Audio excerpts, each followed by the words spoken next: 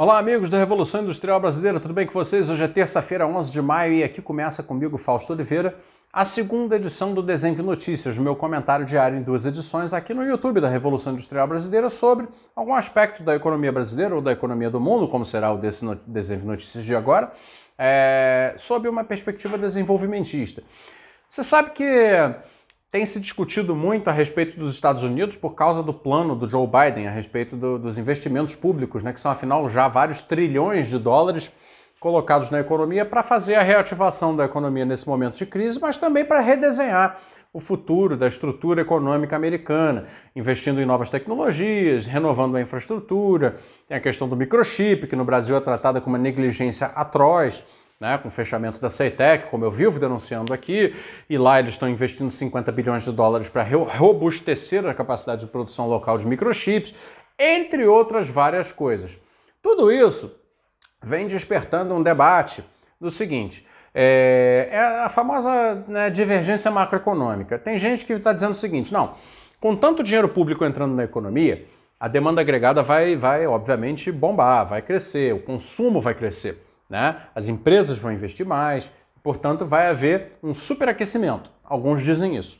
Outros dizem o seguinte, não vai ter superaquecimento coisa nenhuma, porque o dinheiro que está sendo colocado primeiro em projetos estruturantes, entendeu? Que levam prazo para acontecer, claro, não todo ele, mas uma boa parte, e em função disso tem um delay, tem um atraso, tem um tempo de maturação desses projetos, então o efeito é espalhado no tempo, o efeito também é espalhado no território, então não é uma coisa assim muito uniforme. E, na verdade, uma parte desse dinheiro todo público que está entrando é utilizada para consumo direto. E tem que ser utilizada para consumo direto, afinal de contas, a economia são as pessoas. As pessoas precisam voltar a ter ali o atendimento das necessidades básicas e uma parte relativa a isso está entrando numa economia que está ainda se voltando para o patamar normal. Então, como está voltando para o patamar normal, não haveria, portanto, o perigo dessa parte do consumo direto produzir um superaquecimento. Então tem essa divergência. Por que essa divergência é importante? Porque, havendo um superaquecimento, certamente o Banco Central lá dos Estados Unidos, o Federal Reserve, o Fed, teria que subir os juros. Subir os juros. Os juros dos Estados Unidos são sempre muito baixos.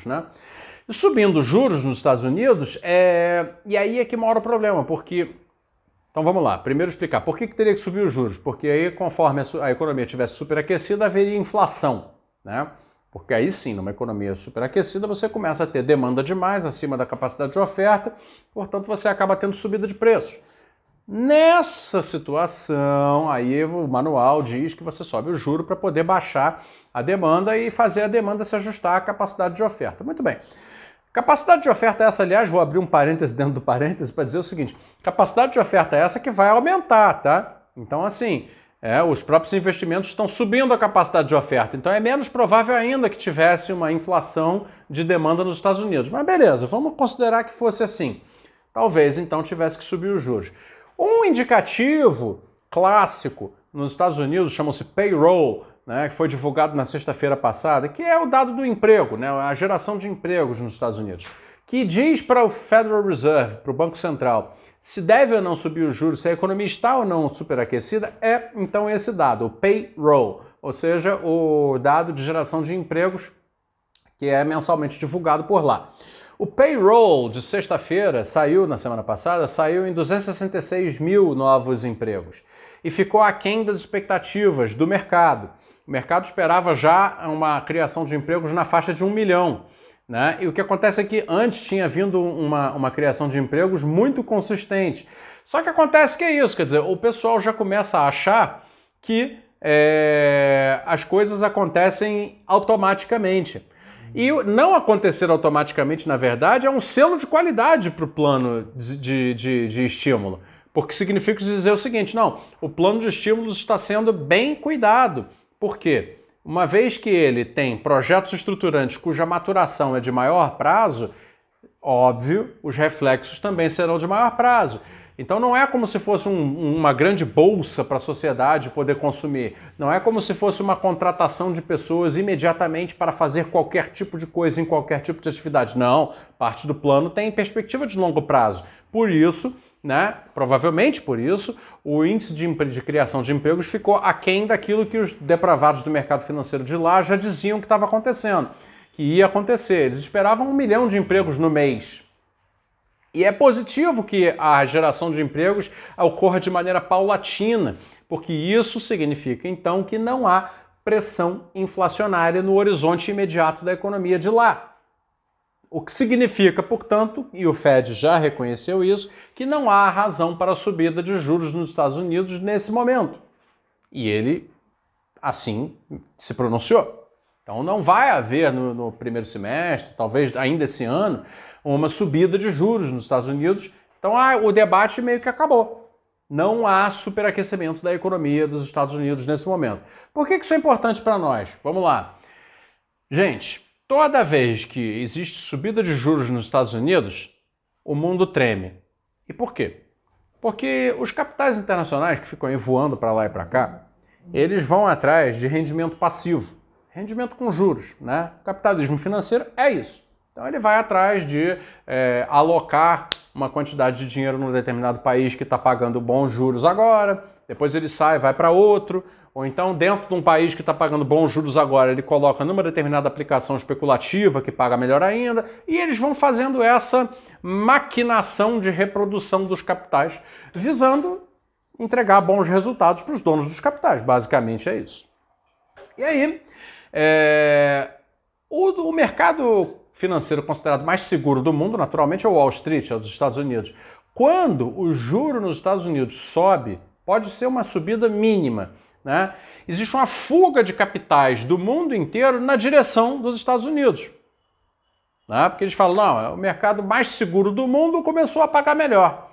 Então eu tenho uma perspectiva de redução, né, de riscos, uma redução importante de riscos, porque lá ninguém dá calote, lá não acontece nada, lá não tem, etc, etc. E aí lá ele vai passar a render melhor. Ou seja, os capitais acabam correndo para os Estados Unidos quando acontecem subida de juros. E isso gera impactos variados nas economias periféricas do mundo, né?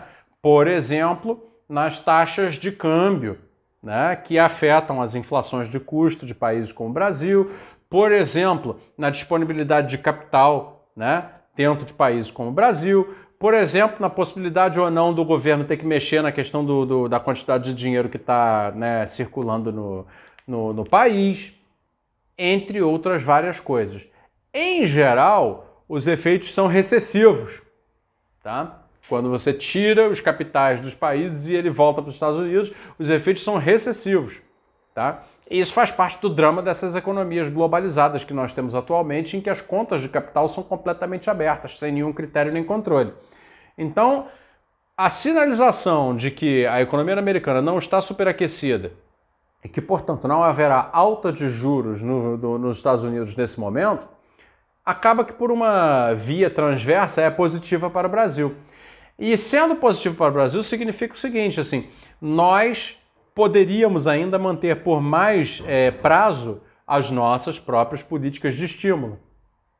Nós poderíamos ainda por mais prazo fazer uma política de mais investimentos públicos em infraestrutura, por exemplo, que tem grande quantidade de multiplicador de grande qualidade de quantidade para geração de novos empregos, etc, etc, no Brasil, né? Por quê? Porque nós talvez não sentiremos em 2021 os efeitos de uma alta de juros nos Estados Unidos, que costumam ser efeitos bastante problemáticos, né? De ausência de capitais. Porque não é só o capital internacional que sai, né? É também o capital nacional que prefere se alocar na dívida americana e não na dívida brasileira e não no ativo econômico brasileiro. Ou seja, é todo um esvaziamento das economias mundiais, por isso tem efeito recessivo. Entenderam? Ou seja, né, não será agora que nós vamos sofrer esse efeito. O que, pô, ainda bem, né? Porque afinal de contas já nos bastam os efeitos negativos provocados pela própria crise dentro do Brasil. Então era isso o comentário do Desenve Notícias, segunda edição de hoje. Eu fico por aqui, obrigado, até amanhã.